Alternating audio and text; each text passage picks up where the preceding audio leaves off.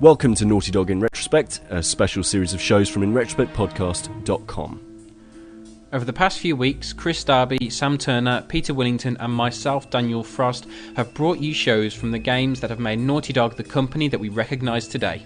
In the first week, Kris interviewed co-founder of the company, Jason Rubin, and talked about the creation of Crash Bandicoot. Then Pete examined the role that Jak and Daxter played, informing the ideas behind the next game in the Naughty Dog series.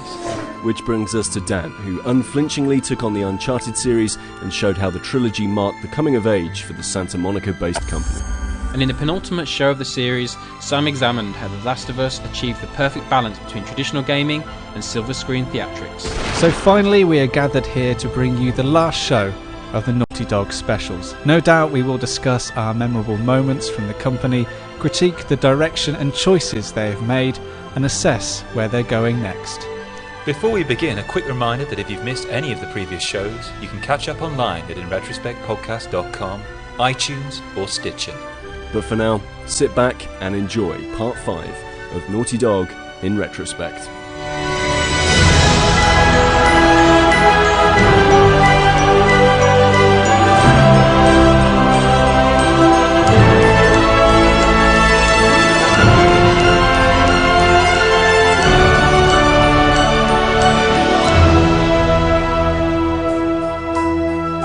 How you doing, kid? How long did you work on that? Since yesterday morning. Actually, I was listening to Dan's show on the journey back up to here, and I just wanted to try the accent because he's got a great voice. I think the guy who plays Sully. No. And Dan, you've got your own Naughty Dog impression, haven't you? Holly, holly, ho! There we go. What? Sorry, who's that meant to be? That's one thing I forgot to ask Jason. I really wanted to ask, to break down the words of what's being said in that sound effect, for aku aku and uka uka, what that word is, how they wrote that down. What is it for you, Darren? Because obviously you spent months researching this. For me, it's goh, G-O-H, and then it's holly holly ha. Goh, holly holly ha. Can you put it into a sentence? The aku aku mask in Crash Bandicoot said goh, holly holly ha. So have any of the podcast specials, Pete, over the past 5 weeks or so, inspired you to have any Naughty Dog? Can you do a good Daxter? A good Daxter? Oh, goodness me. No, I don't think I could. I can. I do a really good impression of Jak from the original Jak and Daxter. But he hardly talks. He doesn't talk at all. That was the the funny joke. What about you, Sam? The Last of Us. The Last of Us. I can do an excellent clicker. Tell that sound really makes me flinch. Now, are you doing that with your mouth, or are you slapping your body parts? What kind of body parts? How decrepit would you have to be to click if you're just slapping your body parts? Well, no. So it's not just a clicking of the knuckles thing that you can do. There's a little dance, and it's actually shown in SpongeBob SquarePants the movie, where you can slap your thighs and your chest. Where does that click sound come from? Is that explained? Their mouth. Yeah, it's kind of like a guttural clicking sound. It's like what bats use for echolocation. So that the sound kind of bounces off the surface and comes back to them, and they work out how far it is by how quick the sound came back to them. So that's what all that clicking is. It's like sonar in a submarine, basically. They've managed to capture there something that's really, really just gets into you and gets under your skin. And it just puts you on edge every time you hear it. And it's really clever because you'll hear sounds that sound like it in the game, and it just puts you on edge. You think there's a clicker there, but it's actually like a door swinging or something. There were a lot of times when you'd just hear just one click, and it would just be something maybe falling over, and you just freeze. Yeah, like my analog controller, I've dropped it so many times, the button of it clicks every time I press it, so that actually puts me on edge. Wow. It's quite interesting how we've managed to pick these moments of the games, in terms of sound, and the fact that the voice of Sully sticks out on you, Dan, making the voice of the mask and all this kind of stuff. I mean, Dan, for you, was that when thinking back to your first experiences with playing Naughty Dog games, was that sound of the masks and something that stuck in your mind, the first time you played the games, or was it something else? I remember just that opening scene of Crash on the beach, pulling the faces and then turning, and you're into the game, and just brilliant, and suddenly you're in it, and that whole I love that first level still. When I was playing it again for these shows, it was brilliant going back to it, and suddenly you know exactly where you are, and it's so memorable for me anyway. Just that whole opening sequence where you first take on the role of the character, it was brilliant, and that would be for me kind of where my love of I now see as the Naughty Dog games. At the time, I wouldn't have made that connection, but now seeing that going all the way back is brilliant. And I think that their graphics, Naughty Dog games, they're all very beautiful and very saturated colours. They almost burn themselves into your retina. So when you think of Crash Bandicoot, your senses are bombarded with all these sights and sounds that just kind of infect your ability to be all nostalgic about them later on. And it's the exact same for me in Crash Bandicoot as well. I mean, aside from the fact that I still find it quite a difficult game to play.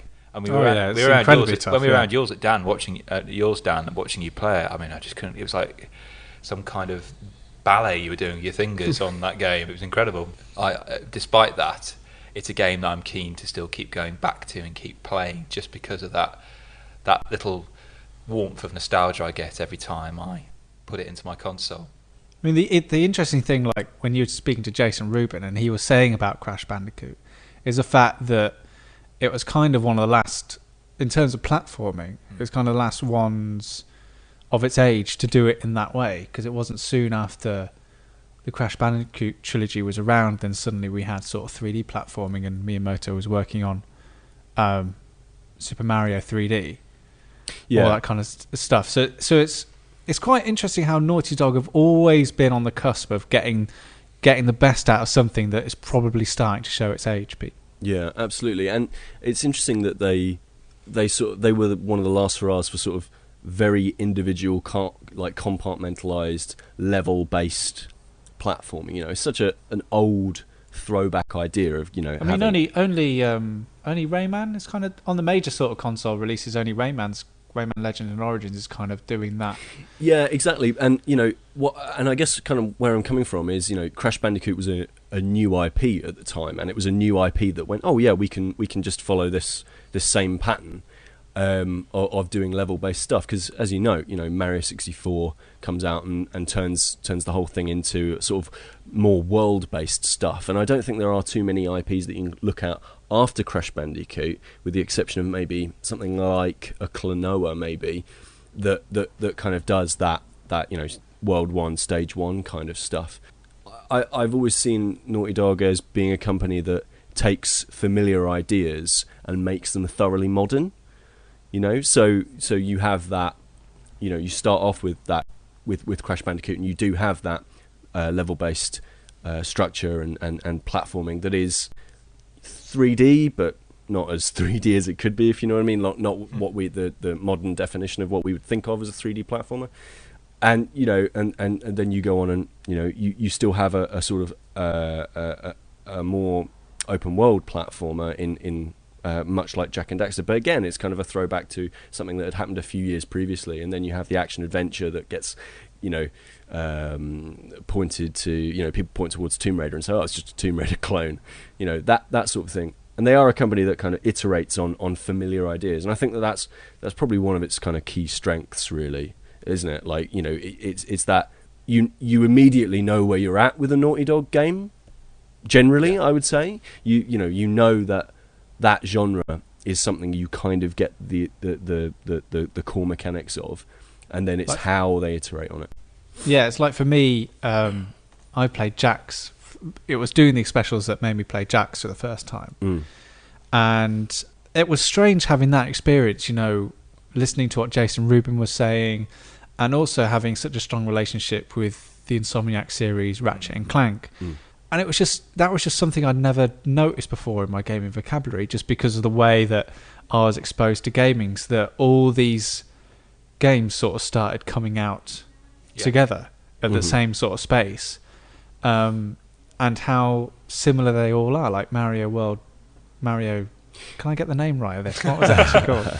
Well, it's Mario 3D, and then you've got Spyro, which is very similar to the way Jax works in terms of like this free-form open environment where, and I don't like that. I like to clear a level and have it defined. Yeah. Well, I think you get Collect all the orbs and then go off into somewhere else. And I realised I was going off into somewhere. It's interesting, like taking this kind of historiographical perspective where we can kind of all draw these different titles from that same period together and look at them retrospectively. It does seem quite interesting how we get this similar sort of type of genre game. But one thing that underneath that, there's a subtextual element here with Naughty Dog, which I must confess I only really was made privy to in that interview with Jason, was just all the number crunching that goes underneath that. Yes, you've got a character action game. Yes, we put it in 3D. Big deal. That was quite new and groundbreaking, but very quickly lots of people were doing that. The difference was how Naughty Dog tried to push the console to get the most out of it. You know, it's a company that's always kind of done that sort of thing. Like with The Last of Us, for example, it becomes, I would say, even more noticeable than in Uncharted, which I think they started to do it in that game as well. But you'll notice in The Last of Us that there's a lot of moments where you drop about 8 feet. Yeah. And it's because it's, you know, cutting off the area that you've just been through, so you can't backtrack anymore. Yeah. And it means that obviously they can just get rid of that, free up the memory, and like load up the next area. And for me, that was quite like that's quite noticeable.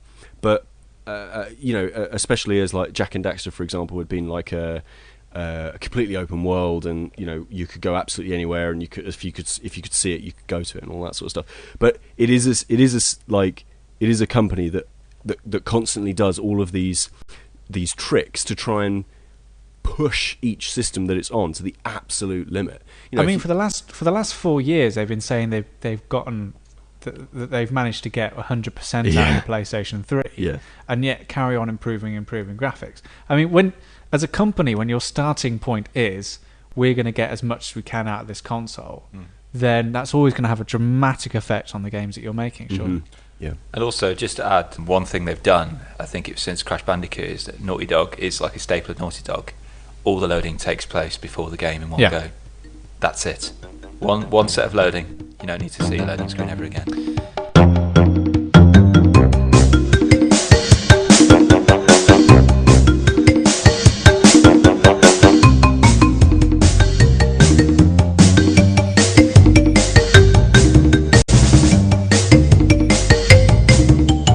When we think of Naughty Dog, and we mentioned earlier on in the podcast, you know, the things that you come to expect from the company, I always think that's one of the signatures that I've always thought about. When I put in a new Naughty Dog game, I'm going to see my system tested graphically.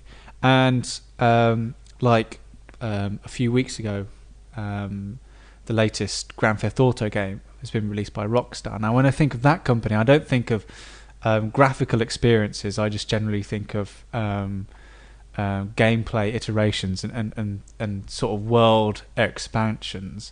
So I guess what I'm sort of asking in a roundabout ways, you know, when we think of Naughty Dog, what are the kind of things that we have now come to expect from this company that, you know, had such small beginnings? I think one thing that we've come to expect now, probably more so since kind of midway through and towards the end of the time with Jak and Daxter, is the idea of the spectacle in one way or another. Whereas obviously with Uncharted is probably the greatest example of this. The set pieces that you'll get in those games are sublime, and the way they are presented to you and constructed are fantastic. And what you've come to expect with Naughty Dog now are these moments. And although you may not have the big spectacular moments like you have in Uncharted in something like The Last of Us, the spectacle is still there, but it's on a much more subtle level, much lower, kind of lower down the register, if you will. But for me, I think that's what I expect. If I play a Naughty Dog game, I'm waiting to be blown away. Not necessarily just by the visuals, because obviously, as we've already discussed, they push the systems to the absolute max. But in terms of the story they're telling me, the way they get me to play a game, I mean, I've talked in length about the stuff that they've done in terms of moving forward with the game. But I'm blown away every time I play it at the stuff that they're coming up with and the way they're moving gaming forward. And especially for me with Last of Us, that takes it into another level past Uncharted, where I was talking about. They are the absolute masters of the set piece. There's a lot of talk about episodic gaming, or at least there used to be, and we certainly still talk about like peaks and troughs in terms of excitement. You know, you can't just have always on, you know, because it just dwindles off eventually. But they are the kings of kind of, you can almost set your watch to the way that they'll have small bit of human interaction or character dialogue, a little bit of like shooting or jumping or platforming or something, a core element of the game, something a little bit out of your comfort zone normally, and then like big set piece, either in the case of something like the Last of Us, it'll be a big emotional, impactful scene. In Uncharted, it will be a tower collapsing, or in the case of Jak and Daxter, which I think you're absolutely right on the money, the midpoint is Jak and Daxter. It will be something along the lines of you're suddenly let out into the open world in Jak and Daxter 3, for example. It is these key moments. They are like water cooler moments, in fact, I would say. They're the moments where you gather up with your friends and you say, where I got to this bit in Uncharted the other day. Which bit? Do you mean this bit? And it's the hotel, or it's the Marco Polo, or it's the cannibals, for example. These are all moments where you go, oh yeah, I totally get that.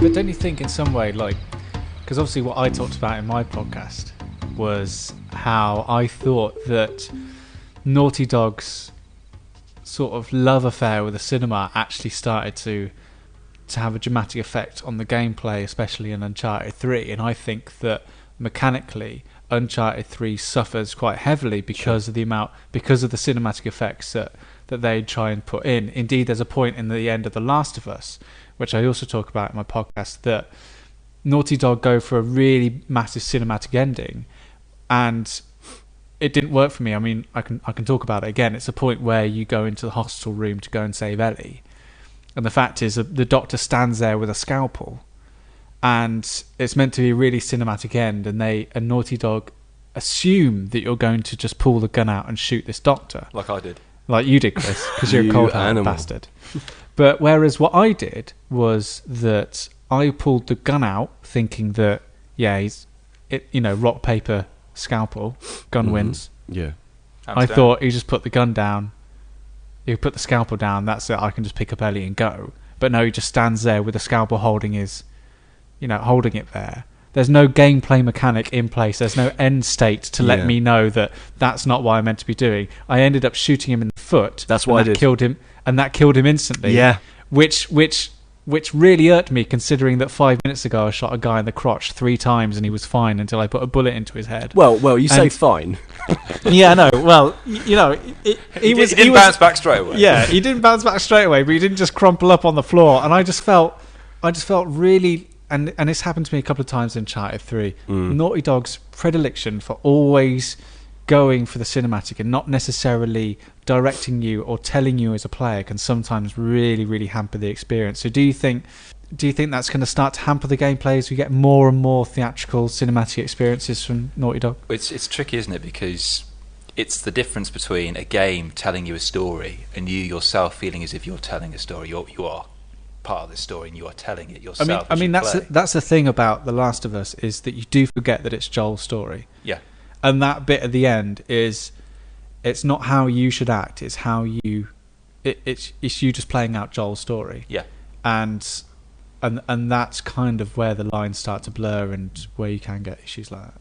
And that's particularly when you're fleshing out characters and giving them substance. Like Crash Bandicoot, he can be anything I want him to be, essentially, because I don't think his backstory is as well sketched out. He might be, I don't know, as later characters. There's probably some intern who was given the job. Can you go? There's probably like Michael Crichton's probably doing a novelisation there or something of Crash Bandicoot.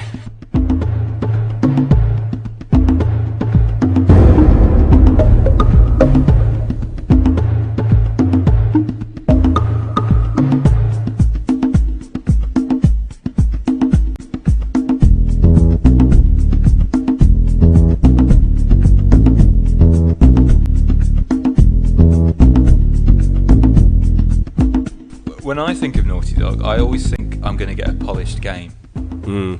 That's what I always think. I'm in safe hands here. It's almost like a really good barometer to test. So does it disappoint you then when there isn't that polish to it? Yeah, when you get the glitch, when you get the texture pop. Because a couple of times in Uncharted and in The Last of Us, I've had to restart. Oh, really? In The Last of Us, I had to restart had about to do 3 that. times. I never had that at all. Because something didn't trigger or something didn't happen, so I had to restart whole sections. Yeah. It happens a lot in, I want to say, Jak and Daxter 3, and it's really bad in Jak X. Really bad. In fact, there's a game-destroying bug in the racing game at some point. You get about halfway through, and it will corrupt your memory card. Which was not good for the era when there was no such thing as an update patch. But I do agree with you in general. Like they're a high they're a high quality. They are AAA. It's a company that deals in very expensive big budget games, and they are meticulous about what they put out. I suppose in some ways, that's kind of the benefit of them doing, comparatively, always having done sort of medium length experiences, shorter to medium length experiences. There's a lot of polish involved. There's a lot of, I'm sure, there's a lot of Q&A. The Last of Us generally holds it together very well in terms of bugging out and that sort of thing, I would argue, and so does Uncharted and Jak and Daxter and that sort of thing. And it is very rare that those bug out experiences happen. Whereas you look at something like in a previous special with the Grand Theft Auto games, for example, and you just kind of expect that there is going to be a whole bunch of jank, and you just hope that it'll be funny. So I think that's something. The thing I would expect from a Naughty Dog game is, I always see the future in those games. I know that's kind of romantic. It's a bit romantic, maybe a bit hippie, but I do see the future of games in each of those games that kind of going forward. Especially when you see the first entry in a new series that they create. So, with the original Crash Bandicoot, you can see how polygonal platforming totally works on the PlayStation. And you've got to remember that, we completely forget that at the start of the PS1 we had some really dodgy 2D games, and that was a lot of what the PlayStation offered. Wipeout was the exception. Those games around then, 3D polygonal games at the time were still really, really tricky to do, and its competitor, the Saturn, was really struggling to see a platformer come out and have the quality of the original Crash Bandicoot. You did see, oh right, okay, well there is life in these 3D platforms, and that's cool. Jak and Daxter, the open world, constantly streaming game, that's a spectacle, an incredible spectacle, and a technical achievement, and taking a well-worn platformer and doing something new with it, seeing that there was life in the platformer still, and I still think that there is life in the platformer, and we're seeing it with the indie resurgence right now. And then in something like Uncharted, you take the very bored, very boring, stoic third-person action game with a bit of platforming, and suddenly it's not, I don't know, like a Siphon Filter or a Tomb Raider Legend or whatever. Suddenly now it's like this bright, vibrant Indiana Jones game, and the same with The Last of Us in terms of storytelling. That is where things are going in terms of AAA. That's what those studios want to do. They want to become storytellers, because that's the only way that they're going to survive in a market that's being rapidly eaten up by smaller devs doing mechanically more sophisticated things. I think that's just a kind of agreeing with you there. That's kind of an interesting thing that they've tended to, a role they've tended to kind of take on for themselves, is that they tend to set the bar or set a benchmark above where gaming currently is, at which point everyone else seems to think, okay, that's where we've got to start from now, we've got to take it from there. And so they keep on raising that bar higher and higher, and so it makes everyone else have to at least try and up their game, because they know that if that can be possible, we're going to be really showing up if we don't at least try and aim for it. So I think what you could argue they are doing is maybe improving gaming on a wider scale, because there's a standard now being set that other people, there's an expectation that if one team can do it, then someone else surely should be able to at least do something similar and try and attain something a bit more than what they currently are. I bet, like, when The Last of Us came out, like, people who were developing games for the PS4 thinking, "Oh crap, our game doesn't look anywhere near as good," and that's on a PS3. Yeah. Mm-hmm. That will have happened. And I will, I would argue though that there hasn't been a better third-person shooter than Uncharted, and that's years old now. What's that? 2007, 2008? 2007 was the first one. 2007. So, the first Uncharted, in comparison to number 2 and 3, is a bit ropey now, but still, I would say very few games hit the quality of that title.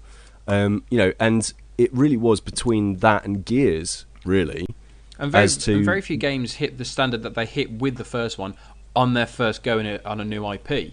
Absolutely. I mean, you look at Uncharted themselves; they don't hit their stride until number 2. And that's when they have the confidence of the first game to say, okay, we know this is going to be successful. We know we've got this bedrock here of what we want to do. Now we know what we can do. We've got the confidence of Sony behind us. We know exactly what people want. Let's just run with it. And that's what they've given the confidence from that. Most companies, with the first title, if it's having multiple titles, the first one doesn't really measure up that well. Yes, they will continue to get better, but on this kind of the levels, Uncharted 1 was still a damn good game. But 2 and for me, number 2 would be better than number 3, although number 3 has some stunning moments that are my favourite in all of gaming, full stop. 2 was the high point for that series, and what I think is really exciting is that there's a brand new IP here in The Last of Us that, for me, is incredible, and for that to be a brand new IP, the confidence that they have now in themselves to not have to worry about introducing something new, because they've just got the confidence in themselves now to be able to go in with this brand new IP and just say, look, this is what we can do, this is what we're going to give you, we trust ourselves, just come with us and we'll look after you. And I think that's really exciting that they can do that now on the first go round. There's no dipping your toe in the water anymore. You're jumping straight in. I think what's interesting as well, just adding to that, Dan, was quite unusually for the creation of The Last of Us, Naughty Dog actually split in two. So one half of the company went and worked on Uncharted 3 whilst the other did The Last of Us, which perhaps one could argue be a reason why perhaps Uncharted 3 wasn't as much as the leap forward as 2 was from 1. So I'll be very keen to see the next game they make, whether they'd keep that up, whether they'd have these two separate companies doing separate projects. Maybe one would continue The Last of Us while the other would continue a new IP, or whether both would join forces like they did with Uncharted 2 to create something new and potentially incredible out of that.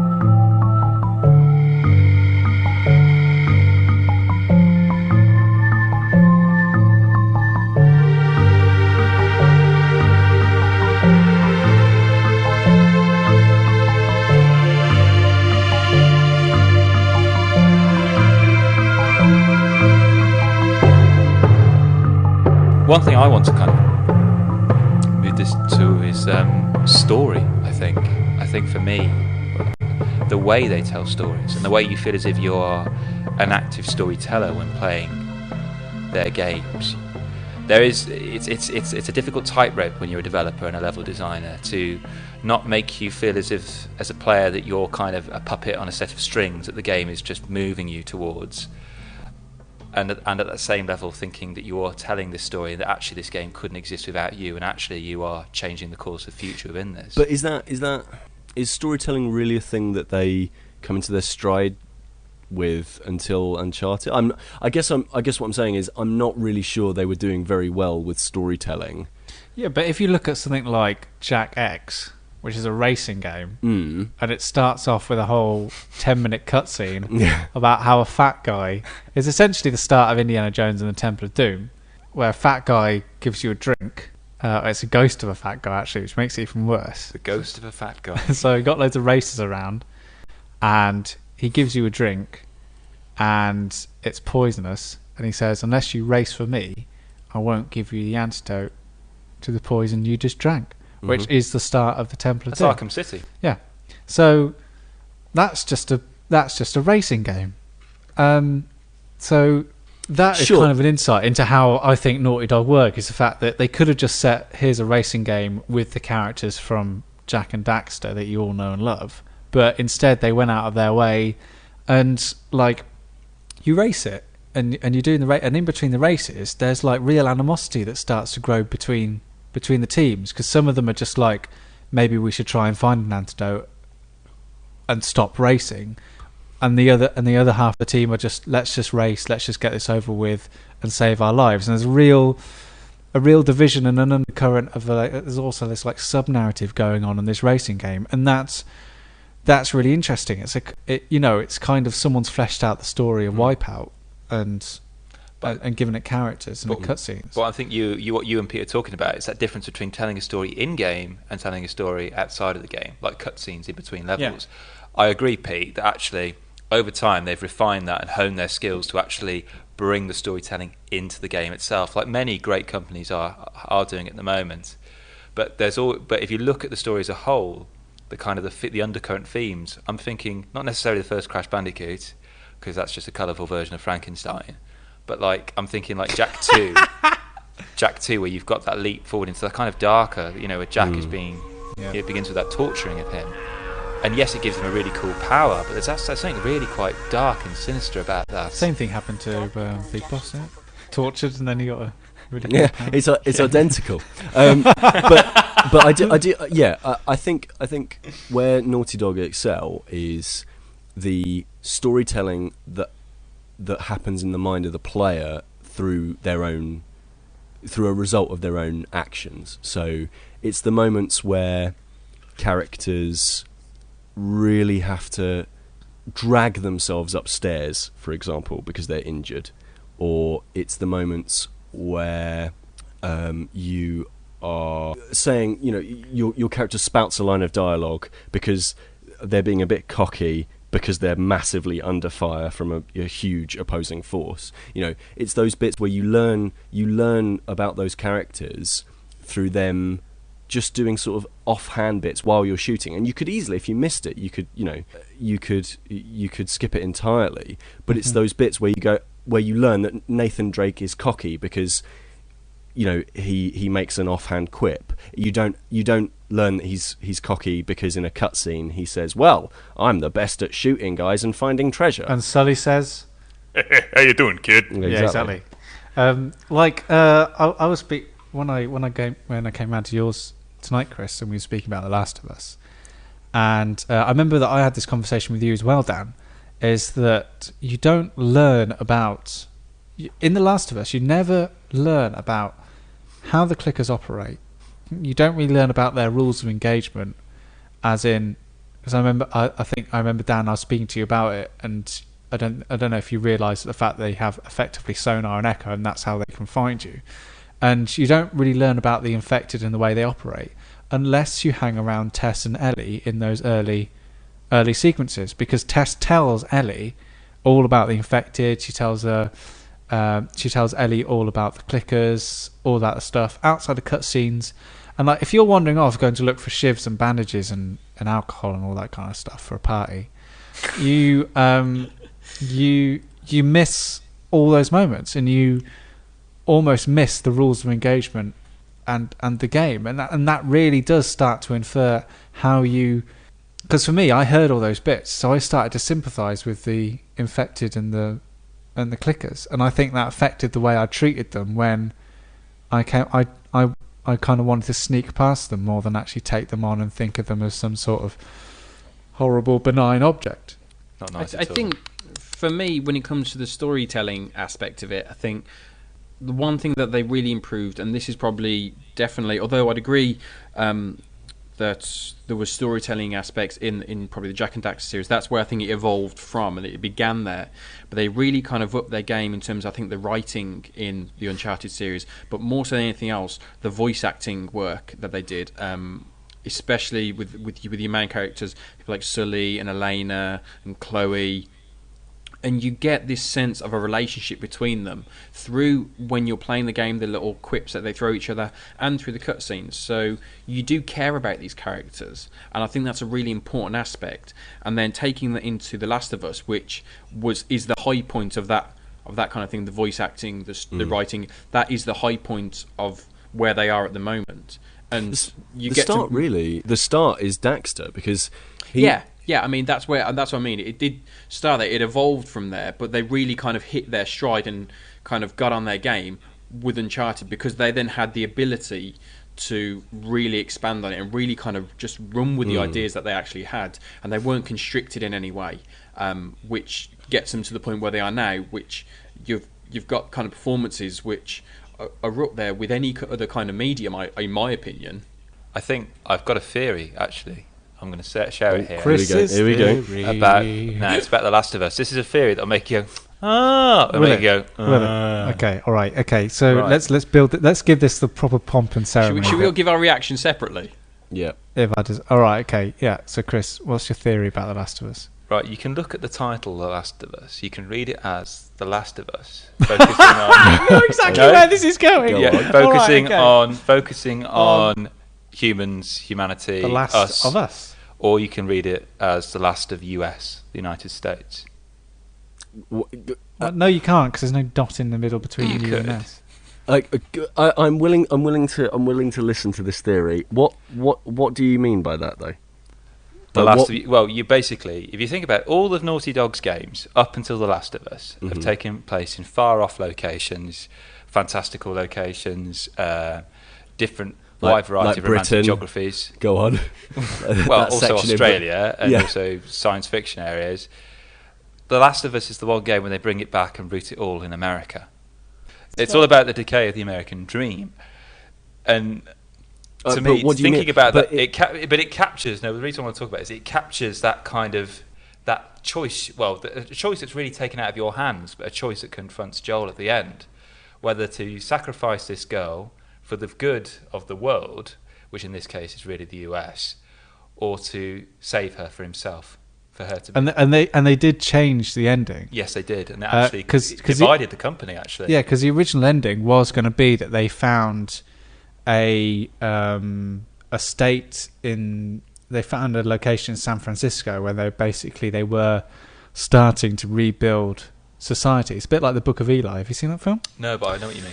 Yeah. So basically, there's this state within this post-apocalyptic world where they're starting to rebuild society. And the original ending, or one of the endings of The Last of Us, was going to be seeing Joel take Ellie to this location and for her to be part of it. So I guess you're right in some sort of respect that was the kind of one of the ways. But what do they do for a sequel, like The Last of EU?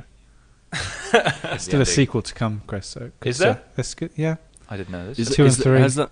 It's not been officially announced, I have not but heard this. they've bought the domain names for them, which is either something that companies do just to keep them there, just in case. And it was probably out of their control. It's probably something that Sony did rather than. It's just like a small Flash Games company just got the Last of Us 2.com. I'd buy them because you'd make loads of money if you bought a domain name. Yeah, like that, you would. And then you could sell it on to. I think that's more Crash of a. Bandicoot 4. I think that's more of Sony just kind of just buying those up, Just in case. rather than just in case. Because I think is it technically a Sony license now, just like Uncharted, The Last of Us? Well, they're so Sony's a publisher, so they effectively will have. It's just like in the same way that an artist will be with a record label. They're essentially the publisher of their IP, i.e. their songs. So they will have control over where it's published, how it's published, what it looks like. It's just like the fact that Naughty Dog had to fight to get Ellie on the front cover, because it would have been Sony's decision at the end of the day. So it's the same way that It's a Crash Bandicoot title. What? The studio wanted it to Oh be. yeah, the studio That was wanted it to be. Sorry, that was Universal. Naughty Dog It was was famous for standing their ground. Yeah. Same with Booker DeWitt and Bioshock Infinite. The fact that Irrational wanted Elizabeth to be on the front cover, but instead 2K refused and said it had to be Booker DeWitt because he fitted in the demographic of who they wanted to market the game for. So Sony may have just brought up The Last of Us 2 or 3, or it may be part of their contract. I can see a Last of Us sequel. Can you see? But the question is, would you want an Uncharted sequel as well? If the company stay in twain, would you want an Uncharted sequel? What, like an Uncharted 4 for the PS4? Yeah, find out who Nathan Drake is. Yeah. Well, I think that... They were talking about doing a fourth one, didn't they? Yeah. They were kind of saying that it was something that they might revisit. But there's the opportunity that Naughty Dog's not going to do it. It's all about the carrot that you dangle in front of a company, isn't it? It's kind of like it's the fact that they've got these two fantastic IPs, and then suddenly Sony comes to them and says, "You've done all this incredible work. Why don't you see what you can do with it with this? Here's a PS4." And is that too good an opportunity to let go? And I bet that Sony's definitely going to want something like an Uncharted or a Last of Us to, next year when the console starts flagging or there's a bit of a break in the schedule of things being released.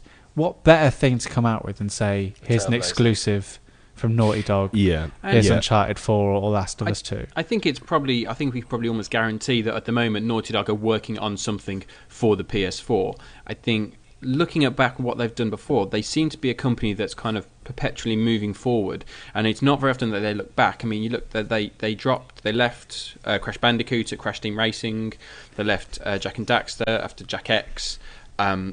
At the moment, we've got the 3 Uncharted, and they've moved on, and they've got Last of Us. It wouldn't surprise me in the slightest if they just left Uncharted as it is and allowed maybe another company to carry it on, just like they did with Golden Abyss, where another company, they oversaw it, but another company actually did the work on it. Whether or not they revisit Last of Us, I don't know, but that's more to do with the fact of the story. There is a story that could be told going forward, but I think also the story that has been told is kind of complete. And it can be left by itself as a kind of. It's all about money at the end of the day, really. The amount of assets that they've got for Uncharted and The Last of Us now to create a whole new IP would be on a new ridiculous. console as well. On a new console would be ridiculous. The issue with I think it's way more likely you'll see them go back to the well with something like Uncharted rather than The Last of Us.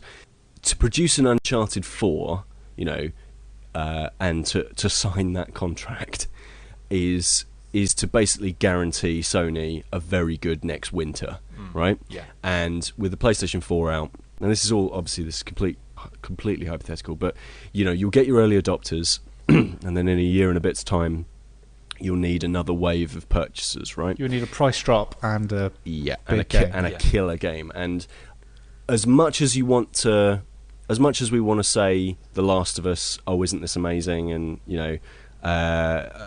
killer IP and all that sort of stuff. Really, when it comes right down to it, Uncharted is absolutely the property that people know over The Last of Us. The Last of Us was critically acclaimed and sold very, very well, but it sold, I would imagine, very well because it had the name it had the phrase from the creators of Uncharted.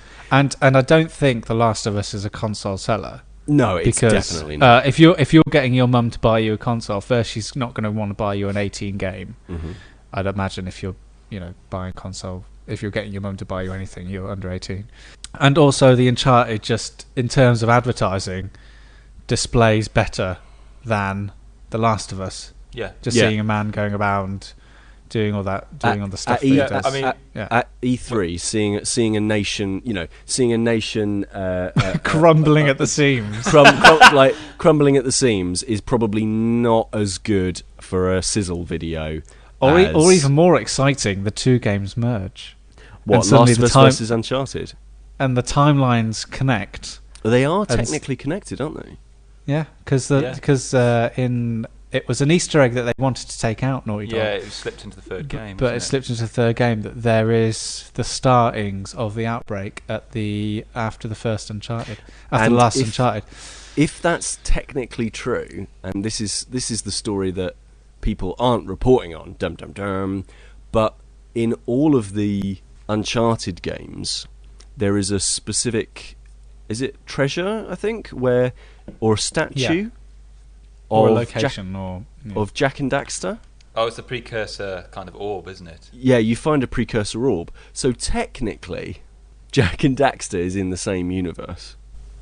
But it's also a bit weird that if you remember in The Last of Us, that you go into that section where you meet two survivors, and you go into like a toy shop, and there's a Jak and Daxter board game, and there's also an Uncharted board game. Yeah, there is, isn't there? Yeah. So no Crash, sadly, because they sold the rights. Oh yeah, but and then Universal squandered them. The thing I think you'll probably see another Uncharted, whether or not Naughty Dog are at the helm of it, who knows.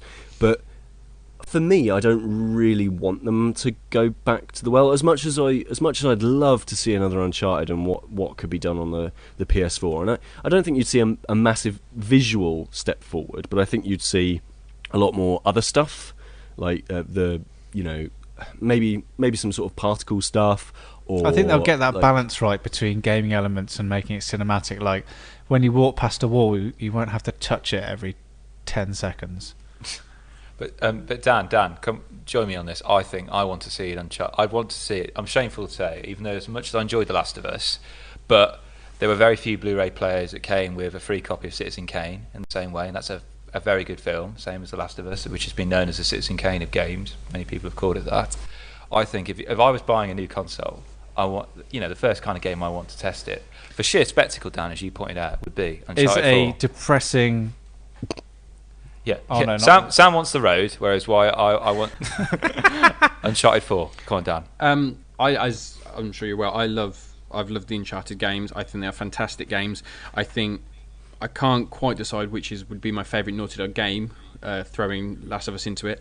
I think if you were to look at The Last of Us and Uncharted, I think by far Uncharted is the most franchise friendly. You can put it like that. You couldn't make a Coke Zero game with Ellie and Joel, could you? No, not really. Not so much. Well, no. you could. It's the end of the world. Buy a Subway. Oh God.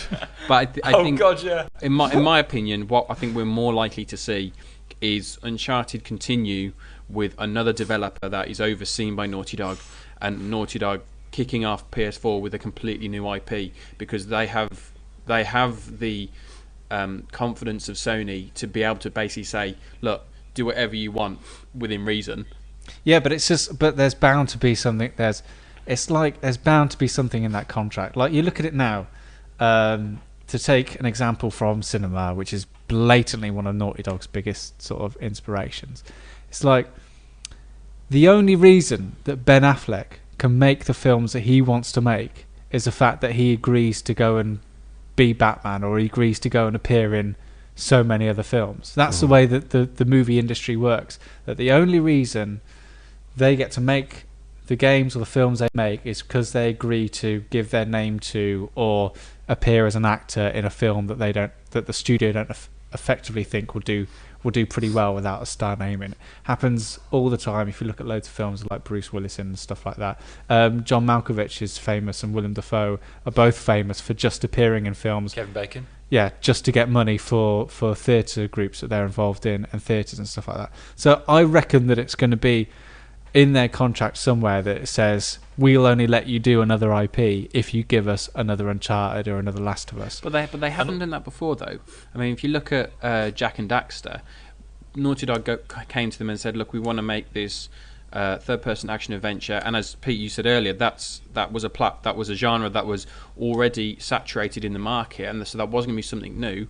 And what they did, they basically cut dead the Jak and Daxter series from a Naughty Dog standpoint anyway, and said, okay, we're finished with this, we're going to move on to Uncharted now. And there was no kind of requirement for them to continue a franchise which had done very well. They'd been very successful, had followed on from Crash Bandicoot. There'd been nothing there. There was the trust from Sony in Naughty Dog to say, okay, we'll go along with it, we'll follow you, we'll support you in this, and it paid off. And I think, in my opinion, that is a pattern that has already happened with Crash into Jak and Daxter, has happened from Jak and Daxter into Uncharted, and it wouldn't surprise me in the slightest if it continued that way.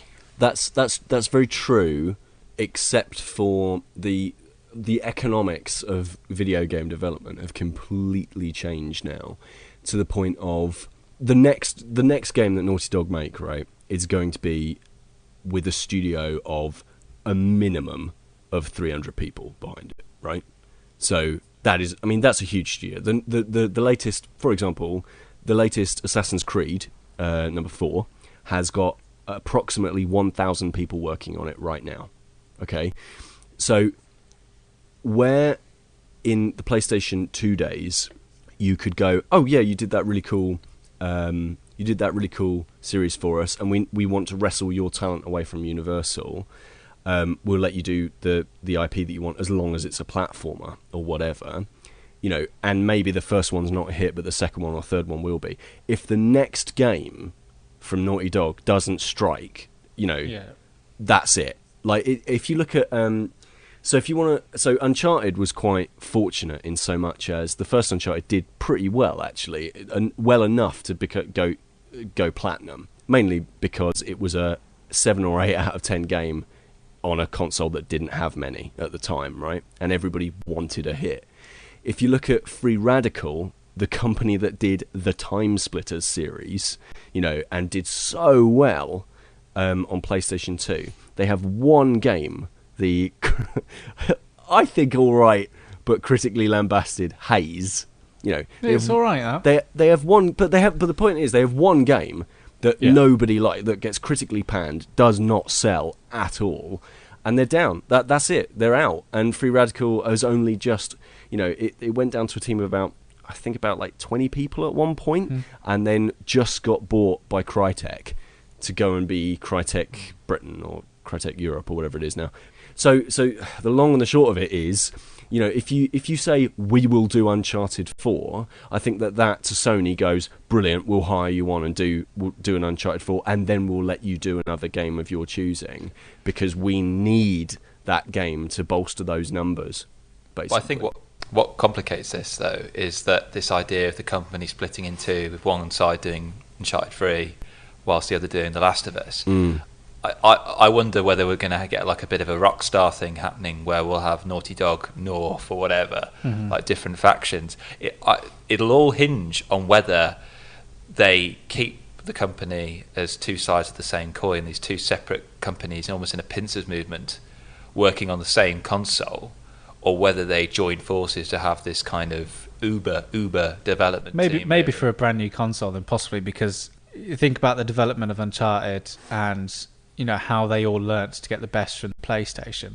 I think that as a team they'll want to work all together to decide, all right, how are we going to get the best from the PlayStation 4? And I'm not sure how well the crossover assets will work, because as an architecture, the PlayStation 4 is very different to the PlayStation 3. This first game will be, it'll be brilliant, but it'll be like, as you say, Pete, the first Uncharted was.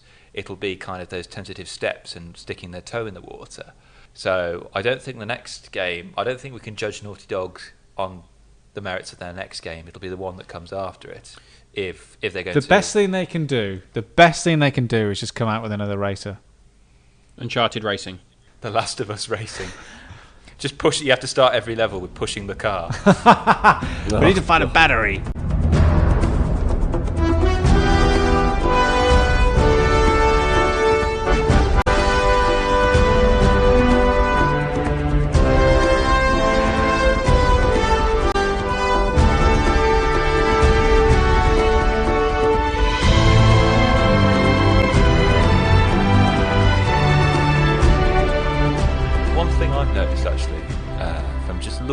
Taking a step back and looking at Naughty Dog as a whole, is actually how they've matured as a company. And this is something I noticed when talking to you, Pete, and you mentioned, I think it was Ring of Power, where there was like an infamous cheat for Rings of Power, and the opening title where you press a certain set of keys and you see a topless woman, albeit in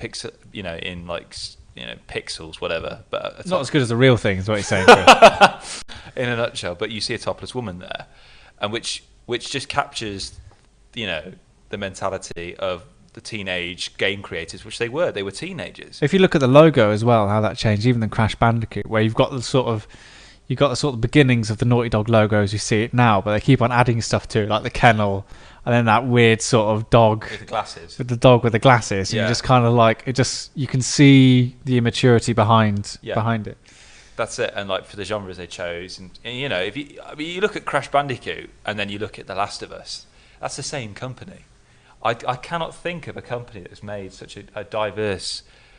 You're literally growing up with the game developers, And that's what I got from listening to Jason talk about it. You know, they were 15 at the time when they started, which is incredible. And now they've handed over the reins to Evan, of course, but it's amazing how they've grown up. But if you think about it, in some ways, you know, the people at the head of that company, they were the age, I suppose. At 15, they were making games for the primary target audience of all 15. video games at the time. Like, you know, and 15 is a fine age to pick up Crash Bandicoot, I'm sure. And then as they've matured and as they've become more sophisticated, I suppose, and brought on Can new you put talent, that quote on the box? yeah.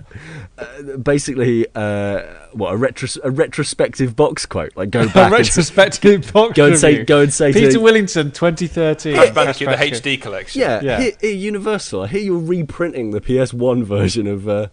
15 is a brilliant I'll age tell you what, to it's pick up really Crash interesting. Bandicoot. Looking through all the comments we've had on our respective shows, and thank you for those, listener. The amount of people that have said, "Oh, I really, really want Naughty Dog to do a sequel to this game." You know, they want people still wanting sequels to Crash, people still wanting sequels to Jak and Daxter, which just shows you the resonance they still have with these people. What I think is quite interesting, though, is that literally they were almost like, you know, a surfer. They were riding that wave. They were literally, you know, the games, the age, the demographic of game players were kind of following them as they got older and as we've moved through each incarnation of Naughty Dog canon. Really, we're kind of growing. We've grown up with them. We've grown up with Jason and Andy. We've grown up with Evan. We've grown up with all the developers there. Yeah. And it's interesting now how younger, fresher blood has taken over, how that develops even further. We've got young people making games for a much wider and broader demographic now than we've ever had before, I suppose. Do you think it's one of the reasons why they're not making racing games anymore? It could be they might have just got bored with that genre, because they are quite precious. They're a very small, close-knit community, even though they have quite a lot of people working. Did Jason say anything about why they like making racing games? Did you ask him anything? I didn't actually know. You failed then, Chris, haven't you? I kind of assumed that You're meant to be the Paxman of the group. Well, Crash Team Racing was an odd one because they started Crash Team Racing before Crash Bandicoot Warped, if memory serves me correct. But that came out after Crash Bandicoot Warped, so it was quite a difficult process at that time trying to create a racing game. I imagine, I'm just guessing here, but that it seemed easy. The idea of just taking, you know, you've got these art assets, you've got these characters, just turn it into a racing game. That sounds pretty easy, rather than having to flesh out a complete platform title. Isn't it more that, hey, we've been working on this one trilogy for years and years and years of our lives, let's do something completely different? And I get the feeling that, because the joke is always, you know, they do 3 games and then they do a racer. Well, Yeah.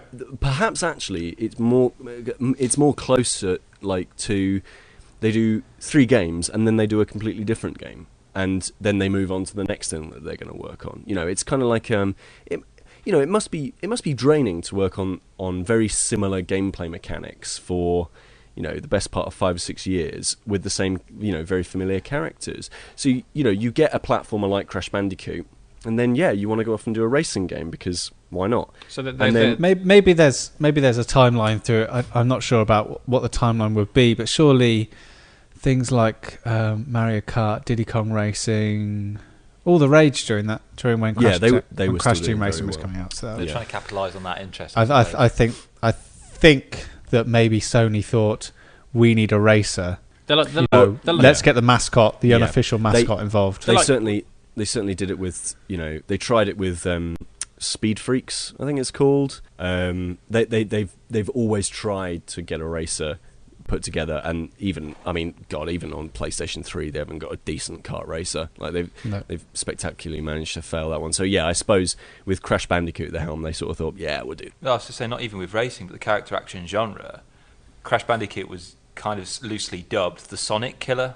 You know, Sony were trying to do for their console what Sega had done with Sonic. You know, that idea of capitalising, and Jason admitted this. You know, it was the same way of the Warrior. They knew that he admitted it to the creators that they were ripping off Mortal Kombat, and I'm worried, and to some extent, you know, is their next game going to be in the same genre, the same type of game, this third person kind of shooter platformer? Well, are they going to back themselves into a corner with that? If we take this idea that they take very well worn staples and try and put their own spin on things. And we say that platformers were, pretty big at that point for when Crash Bandicoot came out. The more open world platformer came, was right at the end of when Jak and Daxter kicked off. And the third person thing was when Uncharted was kind of having its heyday, its glory days, I suppose, with Gears of War and Uncharted. Then I suppose if you want to use that logic, then Naughty Dog's making a first person shooter, or an RPG. Or an RPG, yeah, basically, or a bit of both. But basically, it'll be an action game with RPG elements, or a first-person shooter. And bearing in mind, they keep moving more and more and more into multiplayer. I wouldn't be surprised. Let's put it that way. I wouldn't be surprised if they've got something along those lines in development. You can also look at on a drawing board. You can also look at the possibilities of the next generation of consoles as well. I mean, obviously you've got the PS4 and Xbox One. Obviously, Naughty Dog aren't going to be creating for the Xbox One, but the kind of the technology they've got there in terms of the high capacity, the cloud aspects eventually will come into play. I mean, you look at something like Destiny. That's talking about kind of huge amounts of kind of the way people play and the kind of the amount of players that can play. And if those kind of technologies are opening up, that Naughty are going to want a piece of that in their own special way. They're going to look at that and think, okay, what can we do with this environment? It's a new environment, really, for games that hasn't really been able to be explored before. And now it's starting to open up. This must be, for a company like this that loves to innovate and excite kind of its audience, it's a whole new play set, really, a whole new set of tools that they got to play with, and I'm sure they're brimming with excitement at the prospect of what they could possibly do with all these new I can't see them going back to just doing something safe. I think they're more likely to go out on a whim. It wouldn't surprise me in the slightest if they came out with some kind of first person type game. I have no idea what it would be like. I can't even begin to imagine what a Naughty Dog first-person shooter would be. But I have no idea where they would go next, because they've never stood still before, and I think this isn't the time to start standing still, really. I don't know, Dan. I mean, one thing you could argue against that is that, and Jason said it so much himself. You've got the inside track, Chris. I haven't got the inside track. It's just that my mate Jason. One thing that he believes in this idea of. He compared Crash to obviously Mario at that point. The fact that Mario had gone down the open world line, whereas he favoured that kind of fixed camera, that set path along the way. We've talked about it, how Naughty Dog has that sense that you're playing in an open world game, but actually you're not really. Everything's meticulously kind of orchestrated to make you feel as if you're in an open world game. I think they're actually quite stubborn in some regards. That even if, like, say, open world game playing took off, something big and expansive on the PS4, Naughty Dog would be quite keen to kind of keep, in that familiar ground.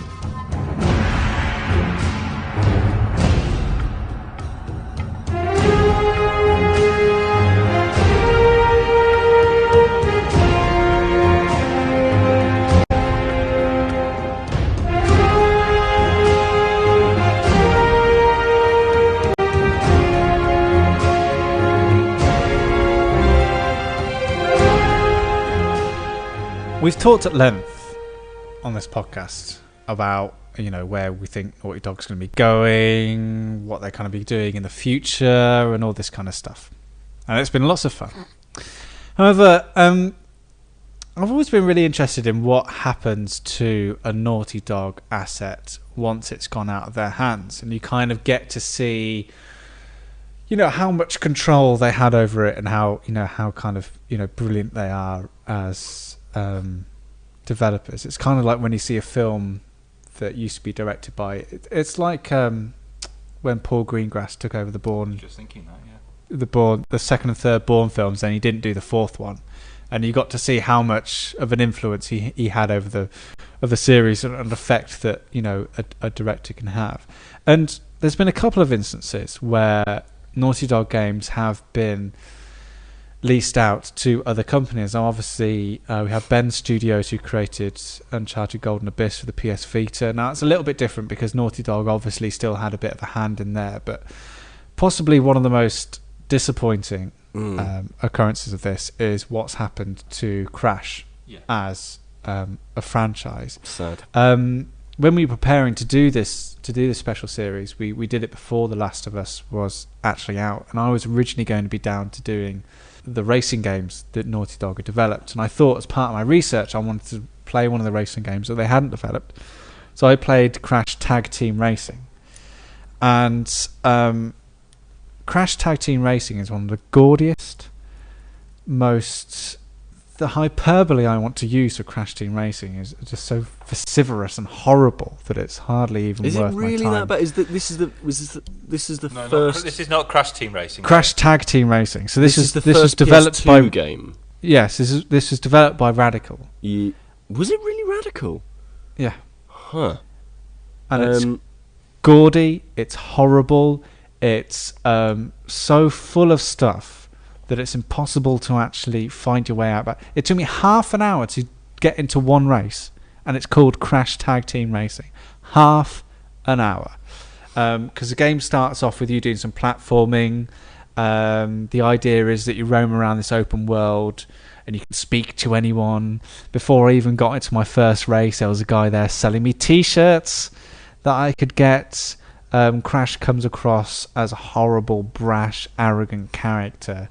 It's a truly horrible, horrible game. It really is quite a terrifying and terrible experience. I mean, it was the case that here was a company here who'd got the license for Crash Tag Team Racing and wanted to show Universal that they could make a platforming game out of it.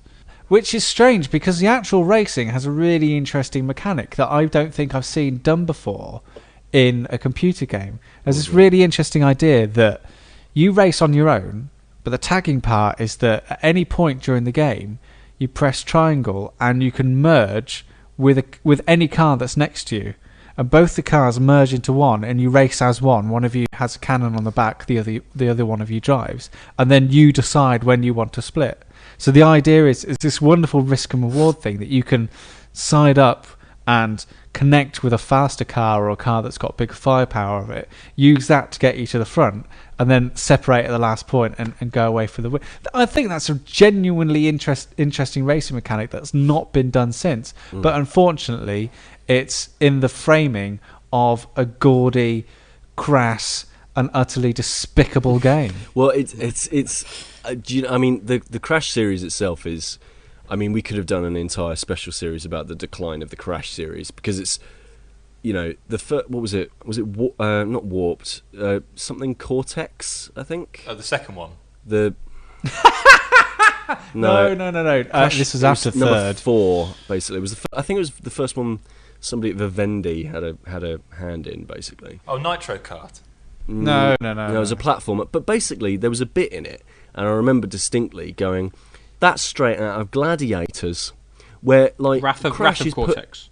Wrath of Cortex, that's the one. You're put into a little metal ball, and you have to roll around like it's Marble Madness. Yes. Even when I was sort of playing it back in the like PS2 days and stuff, like when I hadn't, you know, fully formed my tastes for games, I could still tell that it just wasn't the same people, and that it was an utter, you know, it was all right, but it just felt phoned in.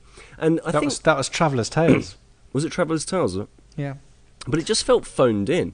And, like, I think constantly people... I think it's only Naughty Dog that really gets its own licenses.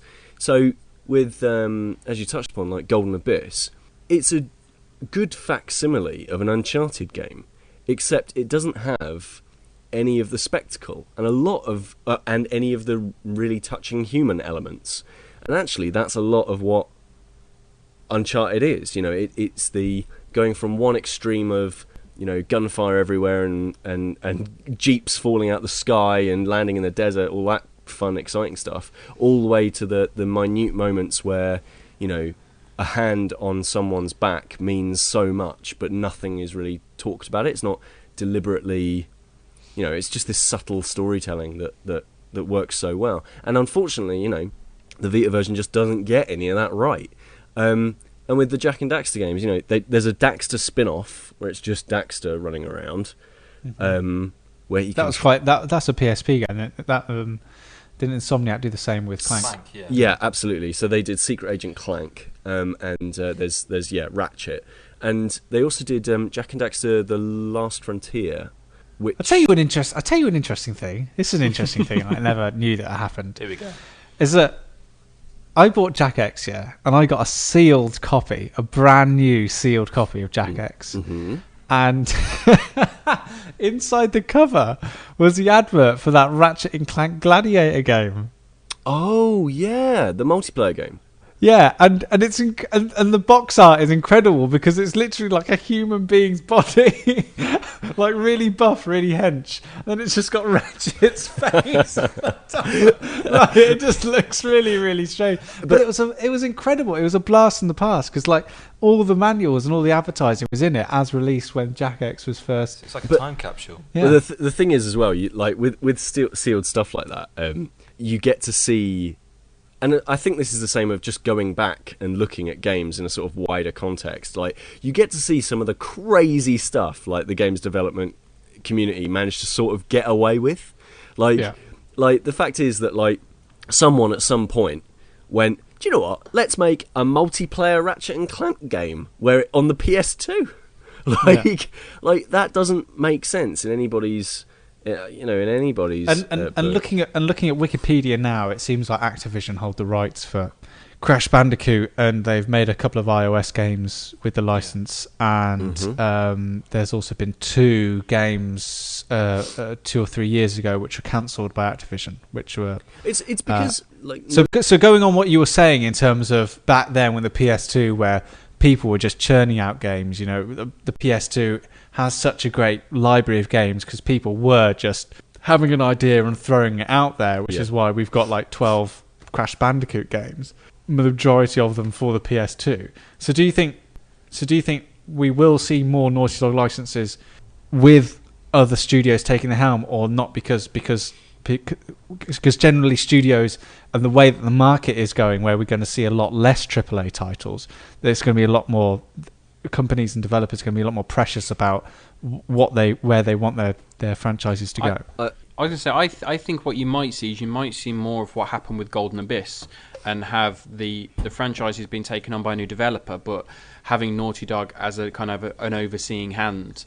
So they're still kind of part of it. I mean, financial wise, they sort of produced by Steven Spielberg. Yeah, the kind of Naughty Dog being the godfather of a franchise kind of thing. So they oversee all that. I mean, financially as well, that makes sense because they still get a larger chunk from that rather than losing the franchise completely. They still retain all of those rights to it, and also they can maybe have more of a guiding hand without having to get down to the nitty-gritty work of creating the game. They can farm that out to a developer of their choosing, and leaves them in control then, because at the end of the day, what's happened with Crash Bandicoot, to a lesser extent with Jack, but more so with Crash Bandicoot, is almost the original games have been slightly tainted. So Naughty Dog's original work has been tainted by what's happened afterwards. They don't want that. So I can imagine what they would want to do is say, all right, then we'll carry on putting these games out, but we don't want to do it. But also we don't want what happened to Crash to happen to Uncharted.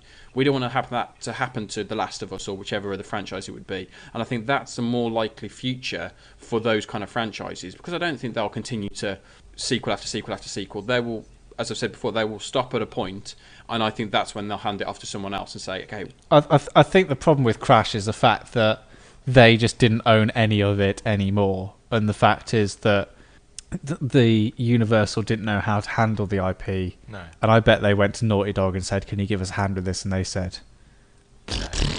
Yeah, I find it quite unsettling actually, because you guys have all done your shows on franchises that are still largely owned by Naughty Dog, and whereas mine, it was like when I was playing, as I've talked about it before, The Last of Us, and I thought, oh great, there's a Jack and Daxter nod there, there's a bit of Uncharted.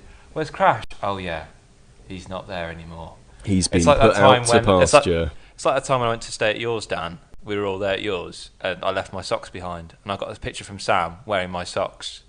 It's like, oh, and you'll never get those socks back. You'll never get them. They're great socks, by the way, Chris. What? Do you know those socks are so great? Chris, I have to say that was the greatest anecdote you've ever given. That is literally the best. The sense of disappointment in your voice when you heard that Sam had your socks. Those socks are so great, right? That I accidentally, when I was getting ready for work one morning, put one of them inside out, right? And I was so shocked by this occurrence because it has such a dramatic effect on the way that the socks look. Is like I work with my shoes off at work. Yeah. So at one point, halfway through a show that I was doing, I had to take the sock off and turn it back the right way around and then put it back on again. Those socks are incredible.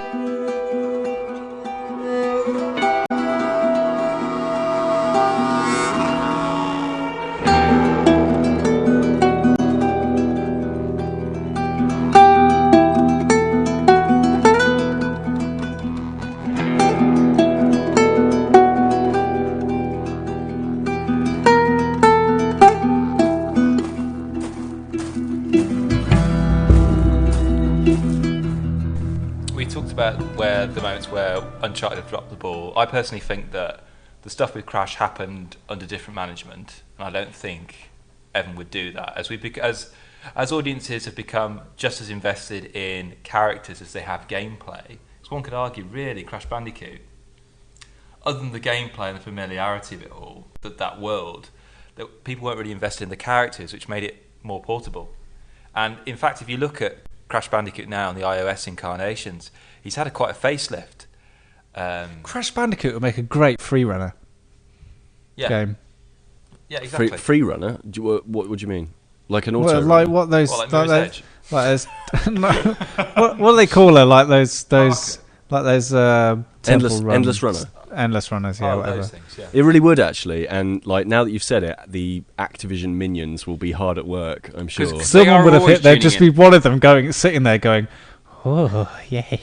Ooga booga. Oh no! Spend Yeah, 69p to say Ooga booga. We could easily say that, we could ask, we could posit the idea of The Last of Us being a good dance mat game. Ain't going to happen. How would that work, Well, Chris? no. How Hold would on a that? second. Hold on a Avoid the second. clickers. Left, left. Thing is, Chris, what's happened is Sam's come up with a genuinely decent idea for a video game, and you've come up with whatever that was. It's called dialectics. But we've talked about how the Naughty Dog have dropped the ball in some cases. The thing I struggle with sometimes is, well, until I did the special, actually, I couldn't really tell Naughty Dog apart from studios like Insomniac. We talked about how they have a very close relationship, and I actually asked Jason, what is it that makes Naughty Dog stand out from other developers, and he had this to say.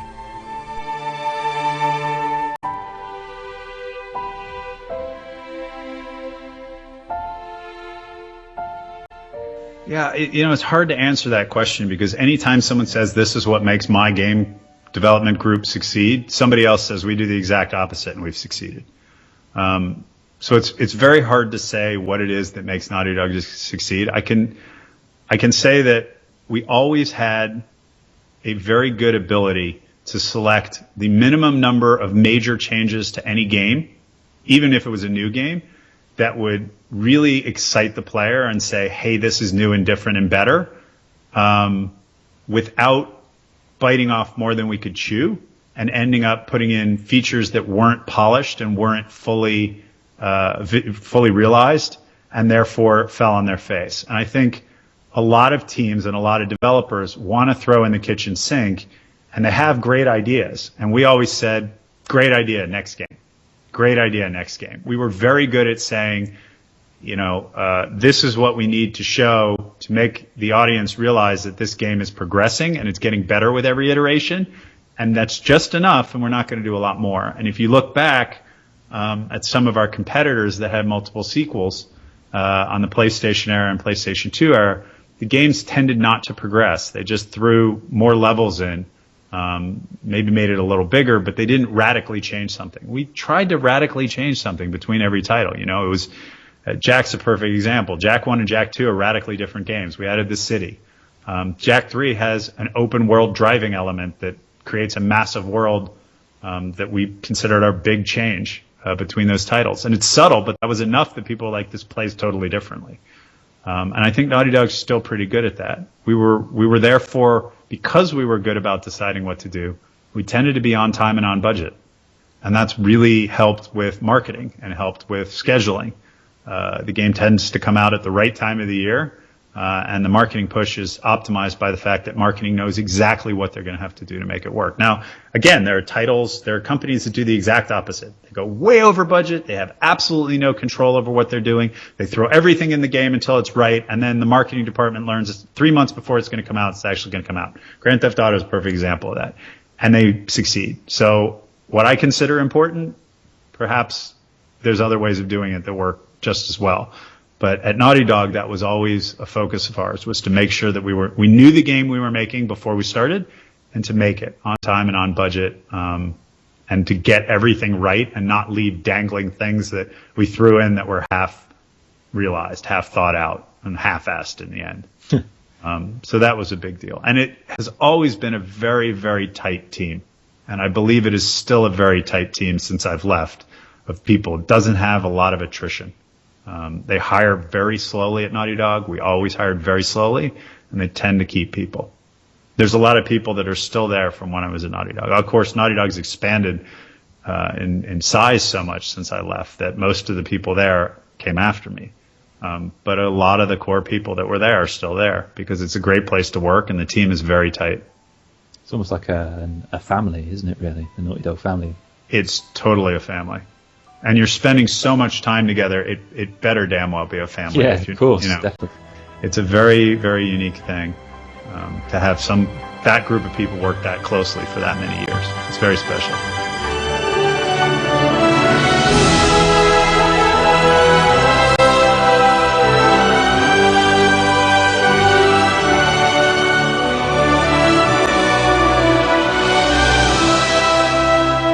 So that's it from myself, Sam Turner, Kris Darby, Pete Willington and Daniel Frost. The end of the final part 5 of our Naughty Dog in Retrospect special series. As you've reiterated at various points in this podcast and at the start as well, if you have missed any of the aforementioned shows, then you can hear them again all online in retrospectpodcast.com, iTunes and Stitcher. All those places you can leave reviews and comments. You can find out all our Twitter details.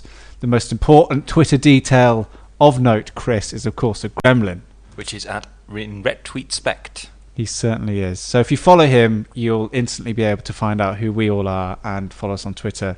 You can find us on Facebook, and we're also on YouTube as well. Dan's been very hard at work. So that's it. We'll be back next week with an episode of Raw. If you want to find out more about what Raw is, go back to InRetrospectPodcast.com. That's the easiest thing to do. But from myself, Sam, Kris, Dan and Pete, goodbye.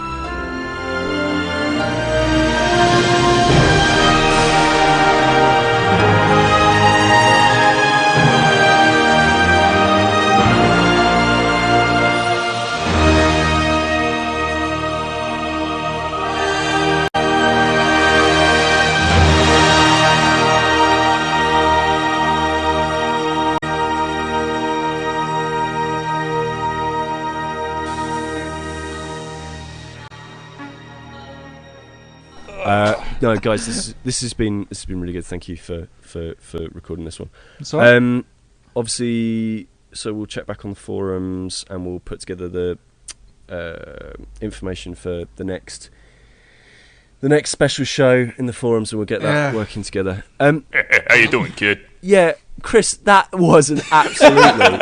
Kris, you get better every time we do it. Kris, you said in the podcast that you did that on the way. Where did you come from? Where were you? I was driving up to Liverpool. From where? I was listening from Worcester. where? From Worcester. From Worcester. All right. Okay. How long was that journey? About 2.5 hours. 2.5. So how? So Dan, how long was your podcast? All right, brilliant. So for 20 minutes, I'll repeat. 2.5 hours. Yeah. You just spent the whole time going. He's got a great voice. Yeah, and it just sticks in your head. And I just no. There's got to be more. There's got to be more impressions you can do. Yeah, you spent. Come on, there's got to be someone else. No. I think impressions is a very strong word for them. Impersonations. I used to be able to do Snake. Metal Gear, the Hudson River 2 years ago. We had classified intelligence for new Metal Gear. The whole thing stank. Voice isn't deep enough anymore. No, I don't think that's quite impressive. That's all right. Dan? It's me, Mario. Well, who's that? Who's that? Like literally, even though you've Dan. That sounds like Bella Italia from Fireman Sam. Dan, if you hadn't put Mario on the end of that, that doesn't sound. I would have thought you were doing an audition for Priscilla, Queen of the Desert. All right, Sam, go for it. Give me an impression. Oh Christ! Just give me a gaming character and I'll do an impression. You do Mario. Can you do, no, we've already done Mario. You did it so well, Dan. What about can you do? What about Sonic? Sonic's an arsehole, isn't he? So Into character. Or like Shadow the Hedgehog is a really good one as well. Like Sonic would say something like, "Don't eat the grass, you idiot." That's Public information for hedgehogs. Why couldn't this have been the podcast? Oh no, he's a little bit cooler. Sonic was a little bit cooler. Like he was like, "Hey, you want some chili dogs? I like chili dogs." All he ate was chili dogs in the animated series. I never understood I got it. that from the impression. Yeah. It's absolutely. I am terrible. Sonic. I like chili dogs. That's what he sounded like, wasn't it? Yeah. Well, Absolutely. What about you? Yeah. What about me? Okay. Well, I will use my years of acting experience. Obviously, that you guys know how much of a good actor I am. Okay. All right. No clues as to who this is. You ready?